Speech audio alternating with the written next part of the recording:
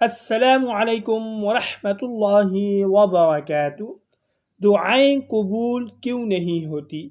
نبی صلی اللہ علیہ وآلہ وسلم نے فرمایا، جب تک آدمی کسی گناہ یا قطع رحمی اور قبولیت میں جلدی نہ کرے، اس وقت تک بندے کی دعا قبول کی جاتی رہتی ہے۔ عرض کیا گیا، اے اللہ کے رسول، جلدی کیا ہے؟ آپ صلی اللہ علیہ وآلہ وسلم نے فرمایا، وہ کہے کہ میں نے دعا مانگی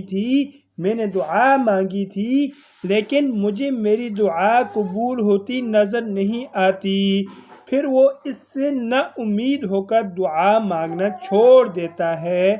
دوستو، جب بھی دعا مانگیں تو 100% اپنے رب پر یقین کریں کہ یہ میری دعا قبول ہوگی، اور یہ کبھی بھی مایوس نہ ہو کہ میں نے دعا کی ہے، میری دعا قبول نہیں ہوئی ہے، بلکہ امید رکھنی ہے، یقین رکھنا ہے کہ ہماری دعا کبھی تو قبول ہوگی۔